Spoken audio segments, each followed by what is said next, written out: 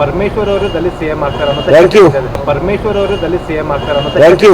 Sir, ಈಗ ನಿನ್ನೆ ರಾಜಣ್ಣ ಅವರು ಬಹಿರಂಗವಾಗಿ ನಾವು ಸಿದ್ದರಾಮಯ್ಯನವರು ಬದಲಾವಣೆ ಮಾಡೋದಾದ್ರೆ ದಲಿತರಿಗೆ ಕೊಡಬೇಕು ಅಂತ ಬಹಿರಂಗವಾಗಿ ಡಿಮ್ಯಾಂಡ್ ಇರ್ತೀವಿ, ಕ್ಲೇಮ್ ಮಾಡ್ತೀವಿ ಅಂತ ಹೇಳಿದ್ದಾರೆ. ಅವ್ರಿಗೆ ಬೆಂಬಲ ಇದೆನಾ ಸರ್?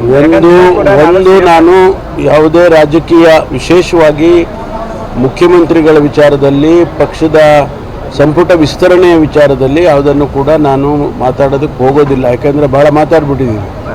ಅದನ್ನು ಪರಮೇಶ್ವರ್ ಅವರು ದಲಿತ ಸಿಎಂ ಆಗ್ತಾರೆ ಅನ್ನೋ ಥ್ಯಾಂಕ್ ಯು.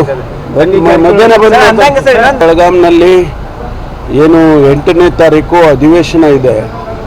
ಆ ಅಧಿವೇಶನಕ್ಕೆ ನಮ್ಮ ಪೊಲೀಸ್ ಇಲಾಖೆ ವತಿಯಿಂದ ಏನೆಲ್ಲ ತಯಾರಿ ಮಾಡ್ಕೋಬೇಕು ಅದನ್ನು ರಿವ್ಯೂ ಮಾಡೋದಕ್ಕೆ ಬಂದಿದ್ದೇನೆ. ಅದನ್ನು ರಿವ್ಯೂ ಮಾಡ್ತೇನೆ. ನಮ್ಮ ಪೊಲೀಸ್ನವರು ಏನು ಇಳ್ಕೊಳ್ತಾರೆ, ಆ ಬ್ಯಾರಕ್ಸ್ ಏನು ಮಾಡಿದ್ದೀವಿ, ಟೆಂಪರರಿ ಬ್ಯಾರಕ್ಸ್ ಮಾಡ್ತೀವಿ, ಅಲ್ಲಿ ಭೇಟಿ ಕೊಡ್ತೀನಿ. ಅದಾದಮೇಲೆ ನಮ್ಮ ಈ ಪ್ರತಿಭಟನೆಗಳು ಸಾಮಾನ್ಯವಾಗಿ ಈ ಅಧಿವೇಶನದ ಬೆಳಗಾಂ ಅಧಿವೇಶನದಲ್ಲಿ ಹೆಚ್ಚು ಪ್ರತಿಭಟನೆಗಳಾಗುತ್ತವೆ.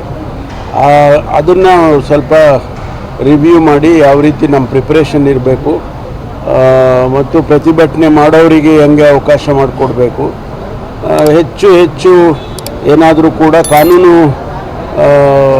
ದೃಷ್ಟಿಯಿಂದ ಏನಾದರೂ ತೊಂದರೆಗಳಾದರೆ ಅದನ್ನು ಯಾವ ರೀತಿ ನಿಭಾಯಿಸಬೇಕು ಅನ್ನೋ ಈ ಕೆಲವು ವಿಷಯಗಳು ಮಾತಾಡಿಕೊಂಡು ಹೋಗ್ತೀವಿ.